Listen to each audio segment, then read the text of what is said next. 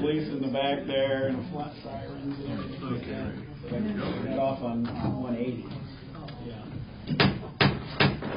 I'd like to call this meeting of the Princeton City Council to order. Clerk call roll. Mayor Mabry. Here. Councilmember Newman. Here. Gomez. Here. McCall. Here. McCransky. Here. Would you please stand and join us in the Pledge of Allegiance? Pledge allegiance to the flag of the United States of America and to the republic for which it stands, one nation, under God, indivisible, with liberty and justice for all.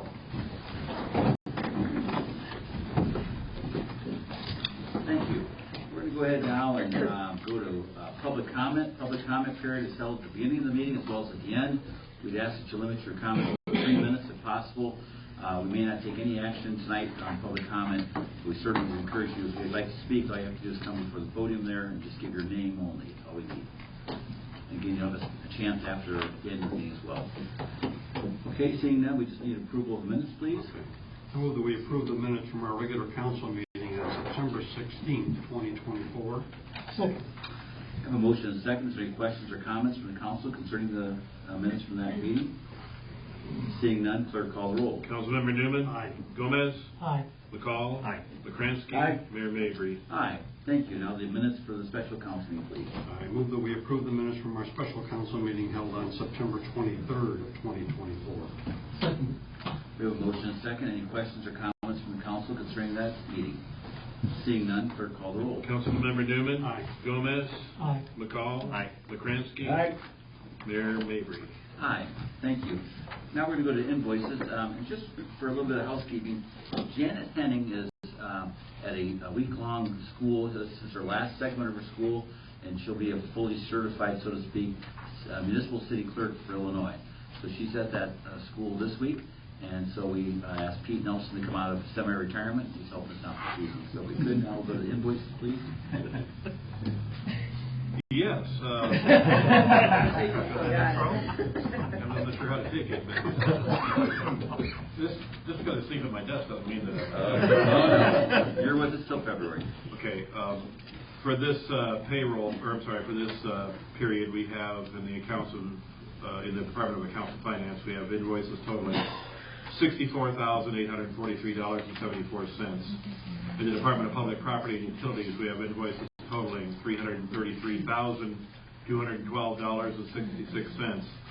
In the Department of Street and Public Improvements, we have invoices totaling $73,786.76.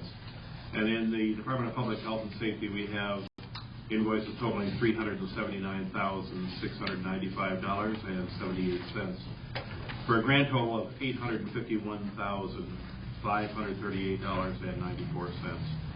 Mayor, all council members have reviewed all invoices, and this is now, how do I used to say that? Submitted for disposition. Yeah, I forgot already. I move that we approve the invoices as presented. Second. We have a motion and a second concerning the invoices. Are there any comments or concerns from the council concerning that?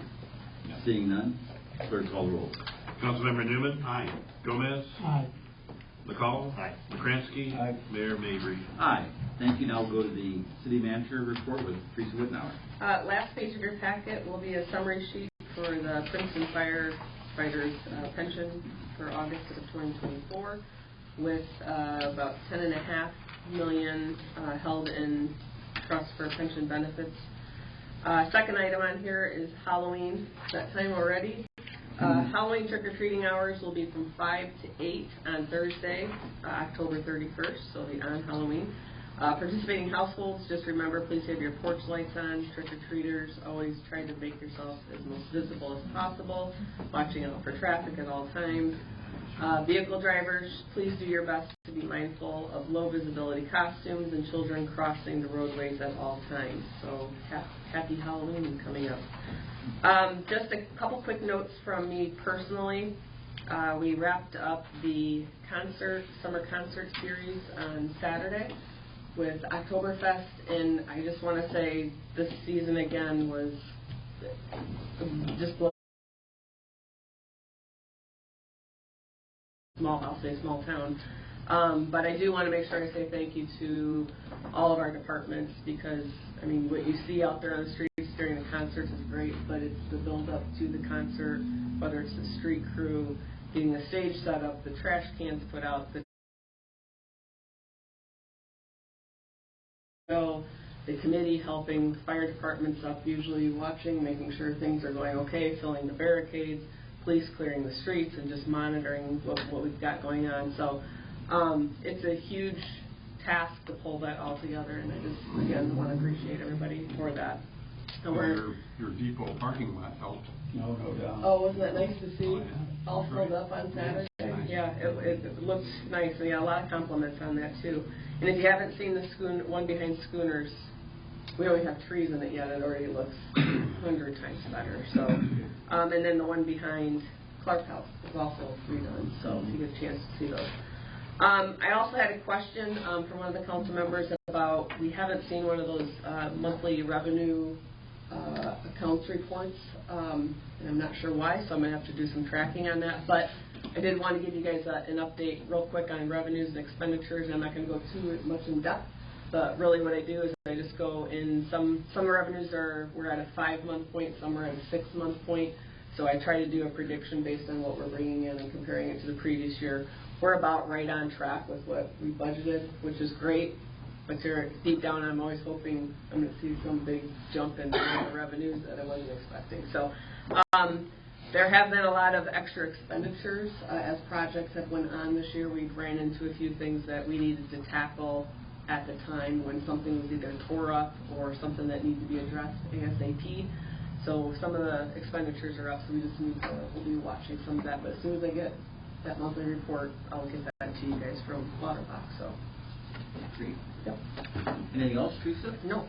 Okay, and to go along with that, I know Teresa's been working, and Pete's been working on, we're selling a piece of real estate that we really didn't need anymore. It's out what we call the old brush dump area, and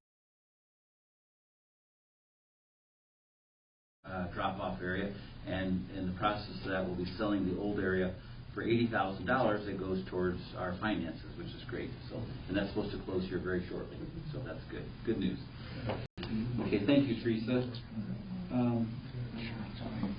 We're going to go ahead now to the mayor's report, and what I'm going to do, I'm going to get down here on the podium here. We're going to talk a little bit under Positively Princeton.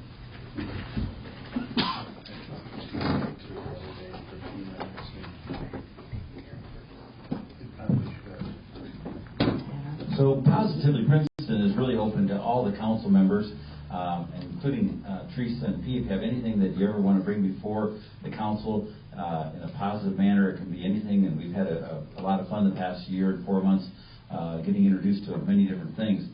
This evening, Councilperson Marty McCransky is going to come to the podium here. He's got 2 things he'd like to bring before the council. So Marty, I'm going to step off to the side.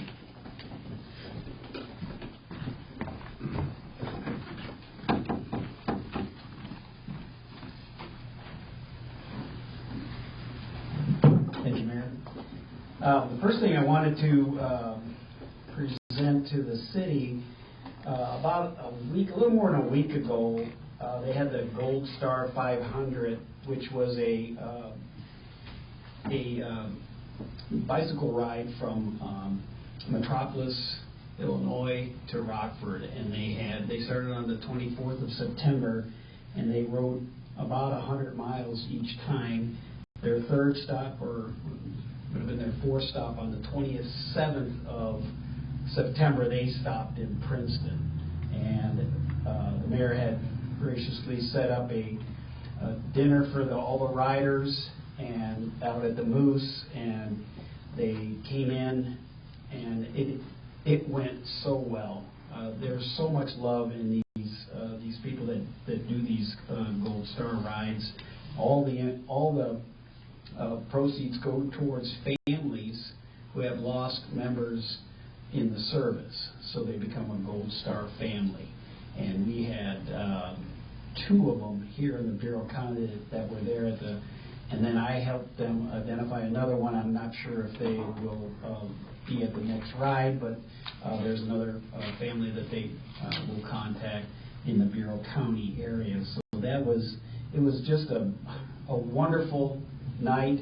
They had such fun, yet they were there for a purpose to honor the Gold Star families in this area.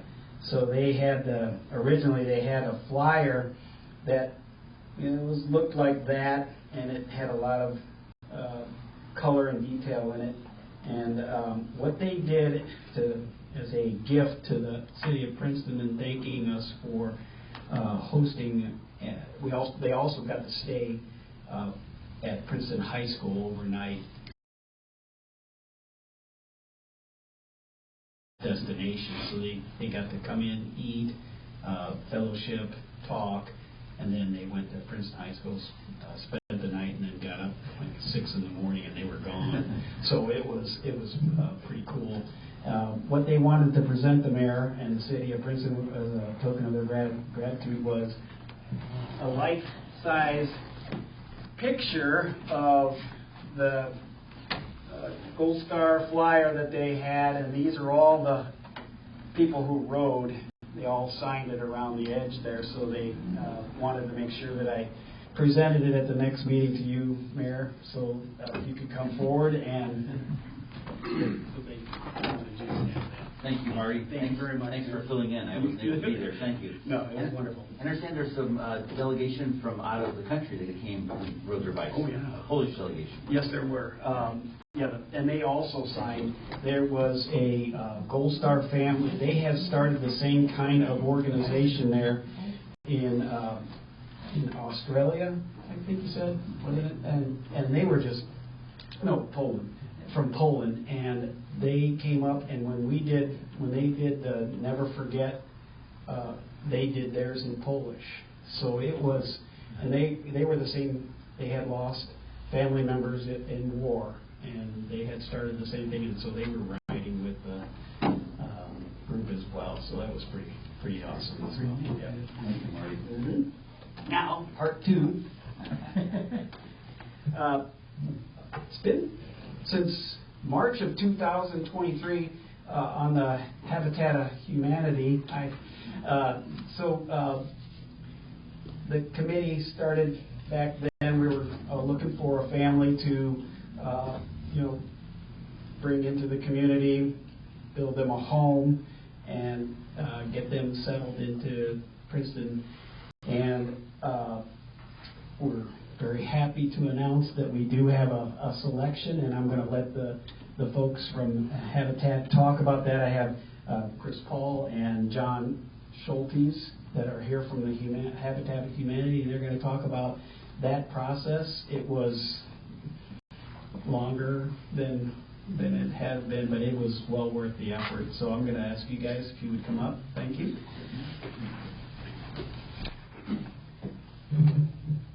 Yep, thank you. First of all, thank you to Mayor Mabry, Councilman Ukransky, and the rest of the City Council and everyone here tonight. We are very excited. We have selected a family for our new build in Princeton. I'm told it's a local family too. Some people here know Stephanie Hammond and Tristan Miller. They have 4 kids now. A 4, a 3, an 18-month-old, and a 2-week-old. I think I got that right. Oh my gosh. That's more than I could deal with, that's for sure. But it's a great young family. We are looking to break ground in the spring.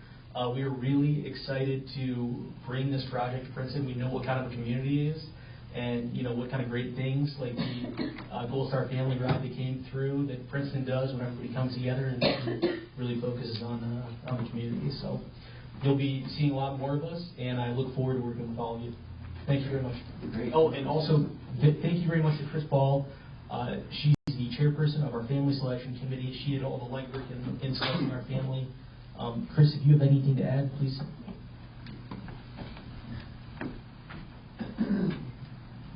Thank you. First of all, I have to thank all of the Princeton. Mayor Mabry was wonderful in working with Marty McCransky. We started this, as he said, last year, and we worked hard through the summer months, but then we had our executive director resign, and so we kind of fell apart over here, and we weren't really working on it. We thought, well, we'll wait till after the holidays, and then in the spring, we hired a new executive director, John, and so we had to start the process all over again. But we've had such great help from the people here in Princeton. It's just been wonderful. We again started looking for a family, and we got the word out and started interviewing. And when we selected the family that we have now, they're very, very much in need of a home. They have a very small place that they rent, and there's the two parents and was 3 children in 2 bedrooms, and then she had another baby just 2 weeks ago. So now it's all 6 of them trying to cram into this little bitty house that they're renting. And so they're thrilled to be a part of this, and they know that they have to do their part. The house is just handed to them. Some people think that we build these houses and hand it to them. It's not. They have to work for it. So they have to put in 500 sweat equity hours. That means one way or another, they have to do the work. Whether it's the husband after work going over and putting in time on the building of the house, or the wife, she can bring meals. We have volunteers that volunteer throughout the weekend. On Saturday, she can bring a meal on Saturday for all volunteers. Or if they can't work on the house, they can go over to the Restore in Peru, and they can put their time in there. So one way or another, they have to end up with 500 hours in on the house. And then once the house is completed, they have to take out a low-interest mortgage loan. It's not handed to them, they buy it, but it's very low interest, so they can afford it, and it's set up so that it meets their needs. We let them pick a lot of the things, the colors that you paint inside, or maybe the appliances, or even the layout of the house when we first do it. We gear it towards the size of family that's going in there. So if it's a smaller family, then the rooms are smaller. If it's a larger family, we may have to add more rooms, but we end up with a house that meets their needs. And so it's so exciting that we found this family, and they came to our committee meeting and met all of the committee members, and it was really touching when you heard that they're so excited that they're going to have a home for their family, and they'll have enough room for all of the children. And the husband just recently got hired. He's working on the windmills here, and so he'll be close to home. He was working for John Deere. They moved John Deere out of here and took it to Mexico and told him, you're out of work. So he's been working really hard ever since to try and find a job. He was doing anything he could do just so he stayed working.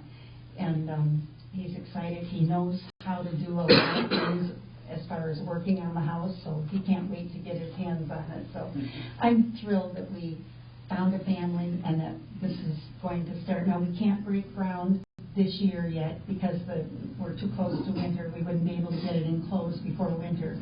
So we'll have to break ground in the spring. But they know that, and that it'll be, at least a good 6 months of working on the house, and that they probably won't be in for a year from now before they actually get into the home. But they're okay with that, and they have something great to look forward to, that they'll have a home of their own. So thank you to all of Princeton for all your help and we'll need more support as we go forward, because now comes the hard part. When we start to break ground, we have to have volunteers, whether it's from churches or schools or companies or anyone that can come and help volunteer. And they can work on the house, they can donate materials, they can donate money, they can, we'll take whatever donations. And the Peru house has just been completed, and our family is they're so excited they get to move in. It's been a year for their house. We had some setbacks, but they're excited they get to move in. And they, all along, the husband went and worked. After work, he went and put in his time, and she brought meals, and she helped, and while taking care of their family and their jobs. So it's a group effort. We work together, hand in hand, to make it happen. So we're real excited that it's going to happen here in Princeton. And thank you to all of you for your support.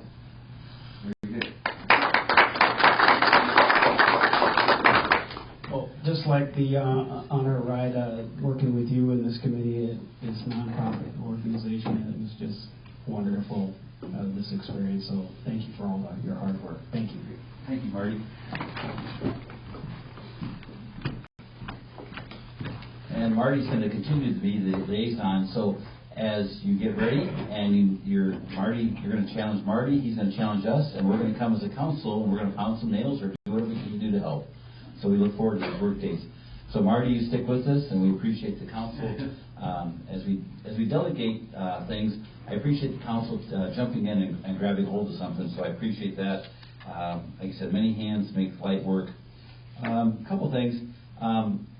The Gold Star event. I was out of town. There was an event out in Columbus, Ohio. So I'm just going to share this with you. One of the things we're looking at as a community is becoming a member of what's called America in Bloom. And I know our neighbors to the East Spring Valley is looking at becoming a member as well. So we wanted to go to their annual conference that they hold to see what it was all about. So I traveled out there, and as well as Michael Ziering, and we were there for roughly three and a half days to Columbus, Ohio. And our basis was there. But every day we went out on little tours of seeing things. One day we got on buses. There were about 250 people that attended from all over the United States that are part of America in Bloom. They're communities, communities that have been members or they're thinking about being a member. And they're from all over the state of Washington, Florida, Carolinas, New York. And so the goal is for us, we wanted to go visit this and see what it was all about. One of the communities we went to was Logan, Ohio, which was a bus ride of about an hour down south, a town of 8,000 people. And this town of 8,000 people, they got involved with American Bloom, and it helped them catapult them into some of the grants that they were able to receive. And we're talking multi-million-dollar grants. And I'm going to see if I can get Michael to speak just for a moment on that. So Michael, when we go to like an event like this, I stay away from him. He stays away from me because he's not going to learn anything from me, and I'm not going to learn anything from him in the sense that we want to go sit at other people's tables, and we did that. Michael probably thought he seems like the mayor's avoiding me, but we did catch up with each other a few times. And Logan, Ohio, has a 32-room boutique hotel that was built about 3 years ago. Beautiful hotel. The innkeepers, it's a tropical theme, and it was really neat to see. And they have a movie theater from about 1870 that they are restoring, and they put $4.8 million into it in the restoration, and they got about another $2 million to go. So it's quite a endeavor there. It's a community that has clay deposits, and they have a company there that started in like 1890 producing clay tile for farmers. And they're still today producing clay tile that gets shipped all over the United States. And they're real proud of that. It was neat to see semi-load after semi. And it's a clay product that's anywhere from 6 inches in diameter to 24 inches in diameter. And they employ about 40 people. It's a family-run business. But really, Logan, Ohio is very similar to Princeton. It's got an interstate on one side of it, but it's kind of out in the middle of nowhere. So to speak, and it was just really good. So you go, get off the bus, and they're excited to have you. They've been planning this for a year, and the mayor's there, and all the city officials, and you take a tour, and you get to really go behind the scenes to see what's working, what's not working.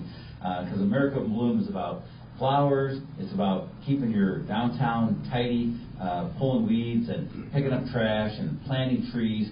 And, a lot of these things we're currently doing now. And we're not saying we're going to do more flowers, more whatever, because you have to maintain those things, too. Sometimes the easiest part is putting that seed in the ground. The hardest part is keeping it maintained. But all these communities come together once a year and discuss all the challenges, how they water things and how they maintain things, and if they use volunteers or if they have paid staff.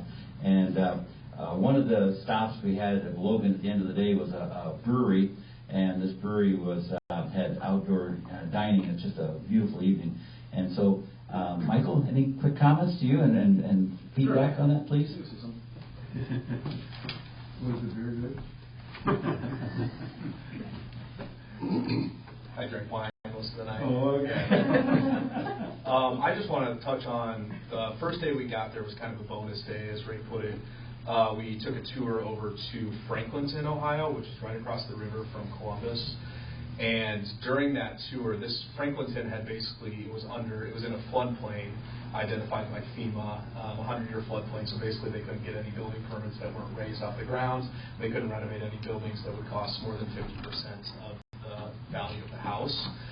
So what they did is they built a flood wall, and it was just really incredible to see since that flood wall was built in the early 2000s. I mean, they had development on almost every single corner, and just the things they were able to accomplish with, public art, rehab of buildings, things along that line really went a long way in attracting investment into their community. So I learned a lot that day. Just touring this town, and it was interesting because you went from Columbus, Ohio, which is a college town and a state capital, really pristine, beautiful community, and just right across the river is what they would basically describe as,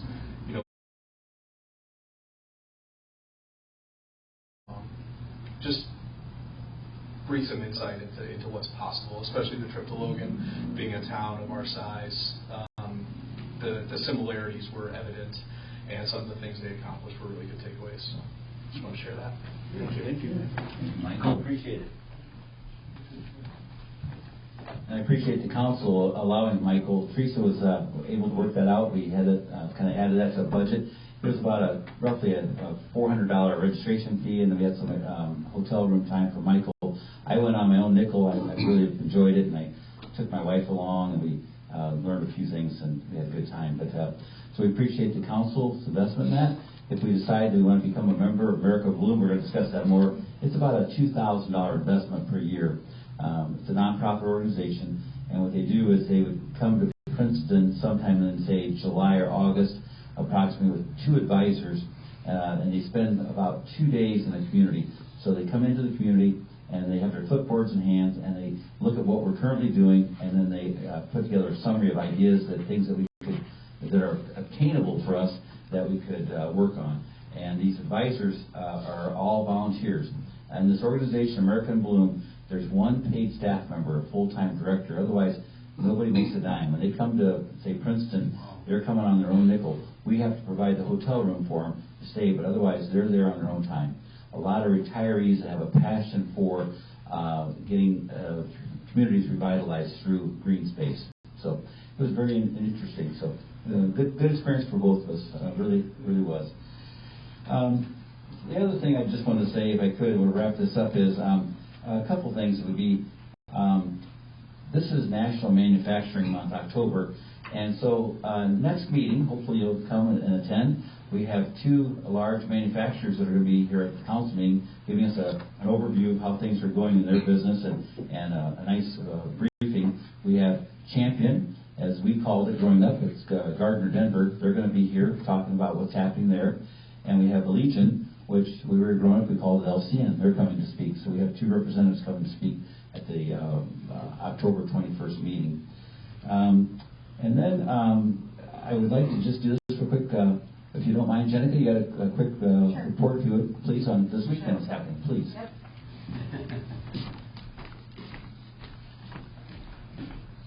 Good evening, everyone. I think everybody knows me by now, right? I don't need to keep saying my name. This weekend is a huge weekend in Princeton, so don't be scared. Friday night, you're going to see women dressed like witches up and down Main Street.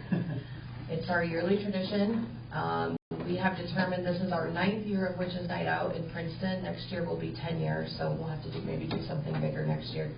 The stores have all agreed to stay open until 10 p.m., so grab your friends, and you'll have enough time to eat, drink, shop, and be merry. We're going to try to do some photo op spaces for everyone. The trolley is going to be running, so it's certain to be a good night, and the weather so far looks like it's going to cooperate. And then on Saturday, the chamber used to have, well, in years past, it's been Monster Mash Balloon Bash. We are bringing the hot air balloons back to Princeton. If you recall, they were at Homestead Festival a year ago. Going to be part of the Halloween parade that the fairgrounds puts on every year at 5 o'clock. That will kick off from Soldiers and Sailors Park and wind back to the fairgrounds. And then the tethered rides and the balloon glow will happen there, along with a petting zoo, a trunk or treat, food vendors, the fair's haunted house will be going on. So it's starting to be a really good time. I think the weather's going to cooperate, so we just invite everyone to come out. Very good. Thank you very much, Jen. Appreciate it. So that's Friday and Saturday night. As we were growing up in Princeton, Friday nights was, for my generation, was the night to come to town to shop, and the stores were open until 9 o'clock on Friday nights. So it was a busy time. I still remember as a kid, the police officer would be out there directing traffic to get across Main Street in front of the old Citizens Bank, and I was always fascinated. He had that flashlight with a little orange cone thing. He'd be directing traffic. Amazing things you remember as a kid. So anyway, thank you, Jenica. I appreciate the efforts of the Chamber as well as tourism. We appreciate them. I'll wrap this up by saying just one more thing. So we think about people in our community that have an impact, and we think about people that we want to honor. And so tonight I'd like to honor Nada Seaman. Nada Seaman passed away last week, and I attended her funeral. And I'd just like to point out a couple of things about Nada that makes her stand out from just what she did for our community. So Nada is married to Don Seaman, and they farm north of Princeton. But Nada's roots, of course, were in Princeton. Nada is most known for her being the founder of Freedom House, which now is a 24-hour, 32-bed agency staffed by trained professionals. That's been going on for 40 years, and they've served over 30,000 women. So that is a tremendous asset to have in Princeton, and it covers certainly far reaching past. I know they have a sub-facility in Geneseo. Nada put her heart and her money and her talents where she felt it could be used.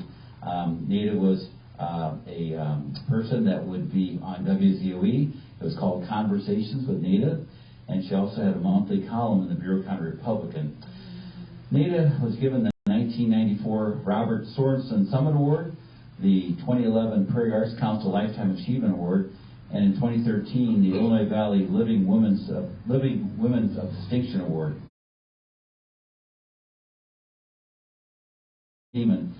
She will be remembered as a strong woman, intelligent, outspoken, humorous, energetic, with a compassion for community, education, conservation, spirituality.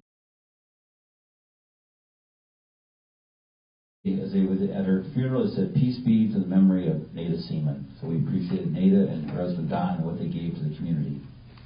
Thank you very much.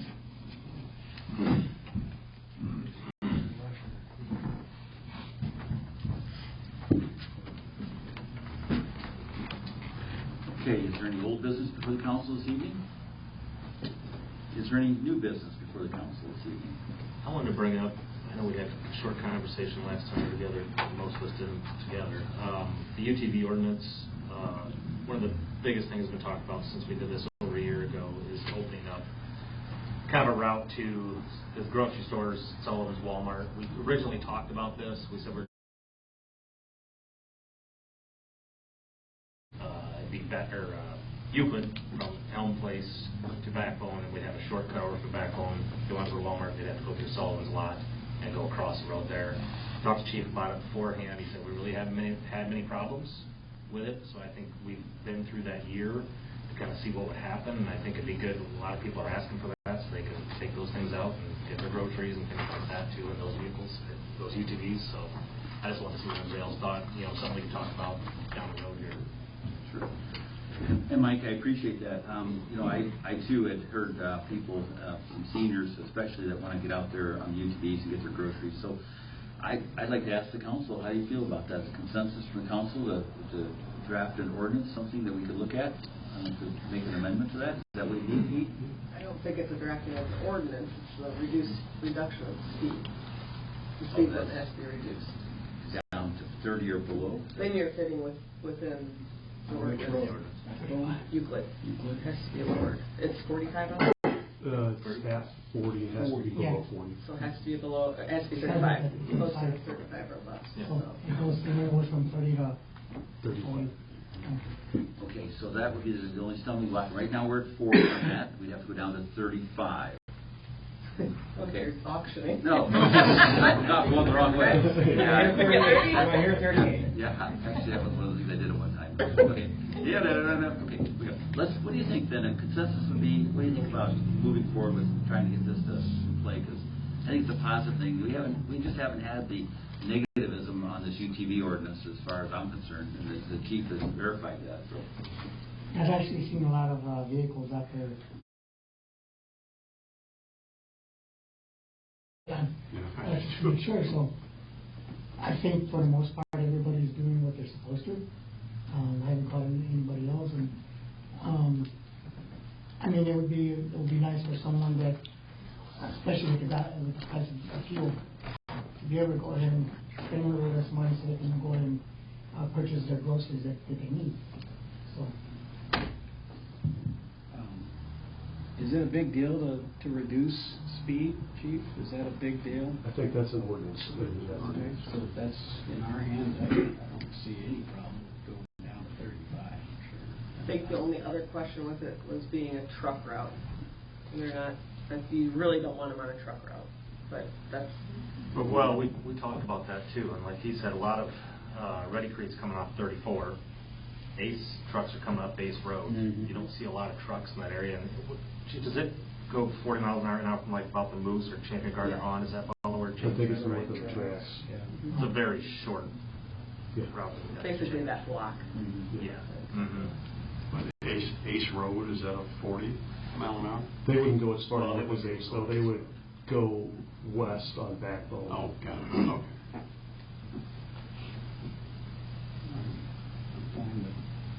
Making an ordinance or changing the ordinance. So. Jared, good? Yeah. Okay, we have a consensus then. Great. Thanks, Mike, for bringing that up. That'll be great. Okay, any other new business? Any additional public comment? Period, please, if you would. Move that we adjourn. Gary, Sorry. We have public comment. Sorry. That's okay, we're good. Hello, I'm Nicole Berkey, and I moved to this community a couple years ago. And I have a question. When I first moved here, I researched into chickens, and I read a lot of articles, and it was quite an uproar when it was coming to city, which I find ironic because I don't see chickens all over the place. I've hardly seen any chickens in town. But being new to this community, I know there was a time limit. From the time that it was passed, there was about a 6-month time limit. Well, then now I'm new to this community, and we have an acre of land, but we don't have the same right as people that were here prior to that to have chickens. So what would be the process for me to change that? I just don't know where to start or to start a conversation about that. Sure, and again, your name is? Nicole Berkey. Nicole. And Nicole, what's your address? 302 Park Avenue East.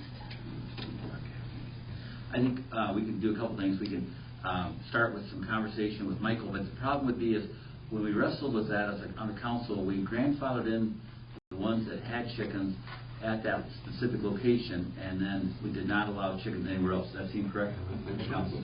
So it's a little more involved than we'd have to really revisit the whole chicken issue.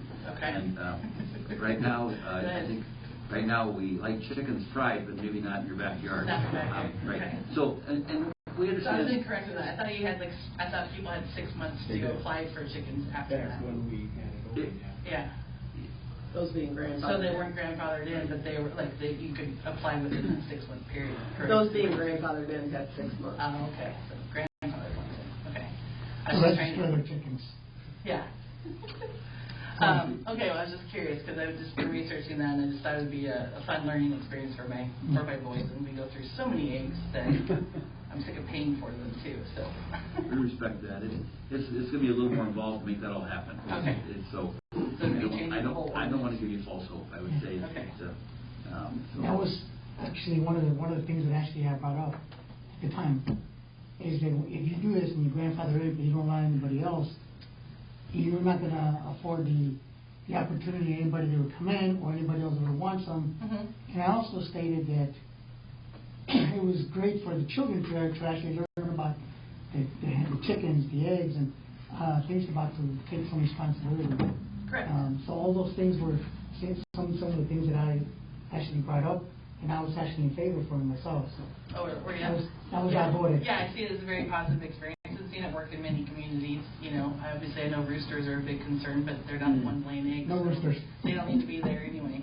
But thank you for the information. I wasn't exactly sure where we're at with that.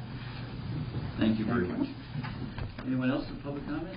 I just want to say that for the month of October is Breast Cancer Awareness Month as well. So for the ladies to make sure that you take care of yourselves and have your yearly exams that you need to do. If you can't or don't have insurance, or your insurance doesn't cover those, we do have a program within the health department. It's called IBCCP, the Illinois Breast and Cervical Cancer Program, where you can go there and get some of those tests done through vouchers from the health department into some of the participating providers. Also, that we have been out in the communities doing food clinics.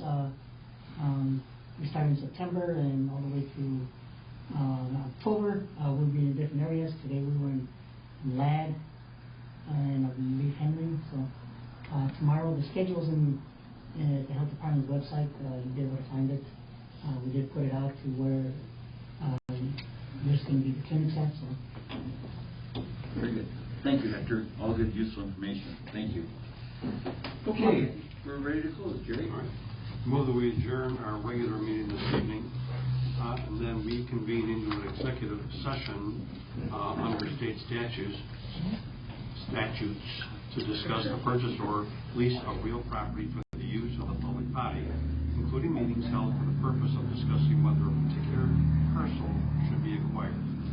Our next regular council meeting will be on Monday, October 21st, 2024, 6 o'clock at City Hall. We have a motion and second. Clerk call roll. Councilmember Newman. Aye. Gomez. Aye. McCall. Aye. McCransky. Aye. Mayor Mabry. Aye. Thank you. This meeting is adjourned.